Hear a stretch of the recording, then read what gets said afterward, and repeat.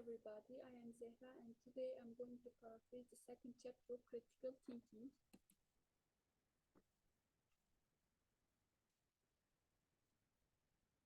And here is my content. As we see, firstly I'm going to talk about what's an argument and then identifying premises and conclusion. And in final step, what is not an argument. And I'm going to explain all of these subparts step by step.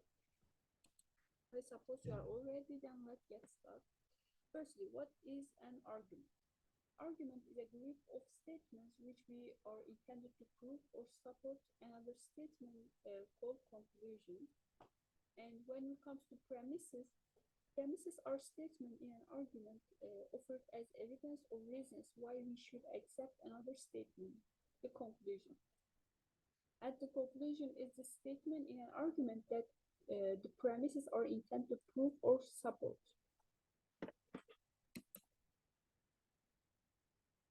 And here's an example to make the subject more understandable. There are three sentences. The first one is, the world is an organized system and every organized system must have creator, and the creator of the world is God. These two premises give us two conclusions, and there is a diagram.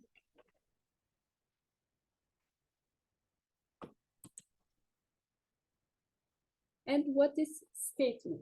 Statement is a sentence that can be viewed as either true or false. And here is some example.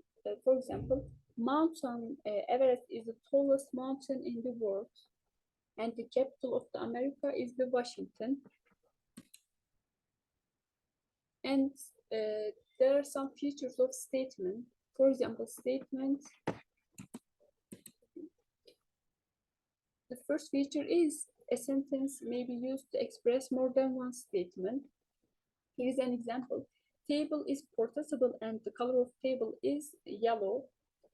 There is one sentence, but it contains two statements. So we can say one sentence can contain two statements.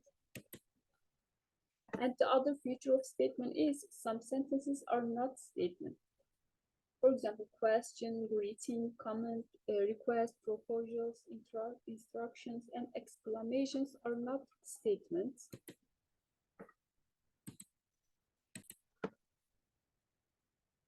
But some sentences may be deceptive. I mean, they look like question or comment, but they are not actually in real. Here are two examples. The first is, Alyasa, you should quit smoking. Don't you realize how bad that's for your health?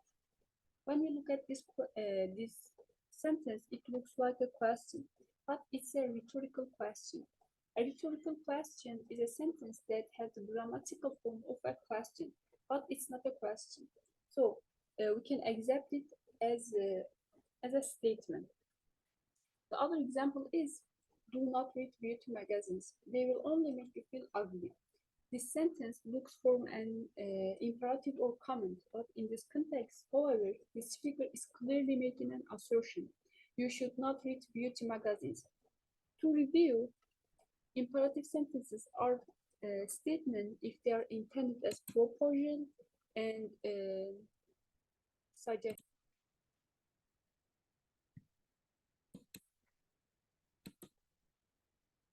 And when it comes to identifying premises and conclusion, to be able to identify premises and conclusion indicator words have us in this sense.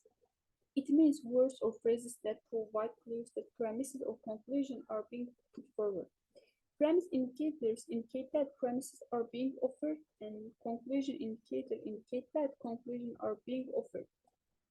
In the left side, we see premise indicator, and in the right side, we see conclusion indicators. And here are two examples. The first is for conclusion indicator, and the other one is premise indicator.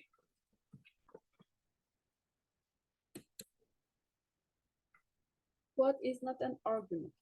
In every aspect of life, we encounter arguments. But people also don't use language only to offer arguments. Then, how we distinguish arguments from non-arguments. Argument is a group of two or more statements, and one of these statements is intended to support it by the others.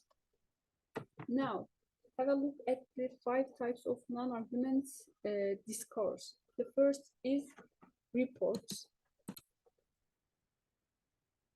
The purpose of a report is simply to convey information about a subject.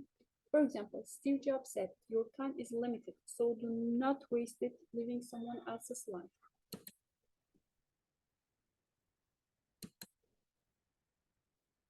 And unsupported assertions are statements about a speaker or writer happens to believe. They can be logical or unlogical, right or wrong. For example, I believe that people don't afraid of dying. It's something else is what we scare. And because it's not an argument, because here is not a supported claims or premises. And conditional statement is a if-then statement. For example, if you keep doing these behaviors, I won't talk with you anymore. And conditional statements are not also arguments. And a list is intended to provide examples of a claim rather than provide or support the claim. For example, some sports require lots of skill as swimming. It just give an example, not claim or support. And the other is explanation. I want to explain this part with 2 examples.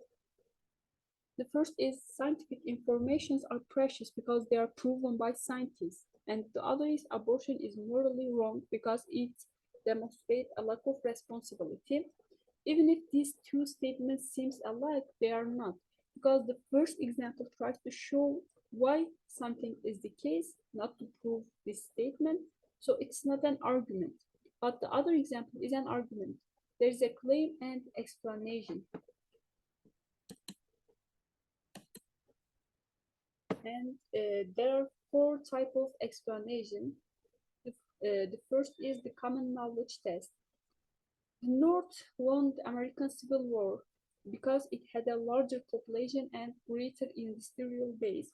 It's a clearly explanation rather than an argument because it's a common knowledge that North won the Civil War.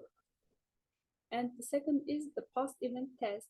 It focuses on why past events have occurred rather than to prove that they occurred. For example, Will came to class late because he had missed the bus. And the third one is author's intent.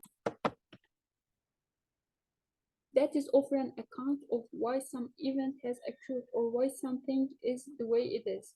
For example, Jim studies more than ever because he wants to be a doctor. And the last one is the principle of charity. Jeremy won't come to the frat party tonight because he has an important exam tomorrow.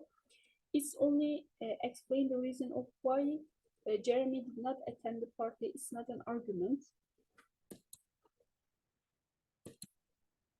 That was my presentation. Thank you for listening.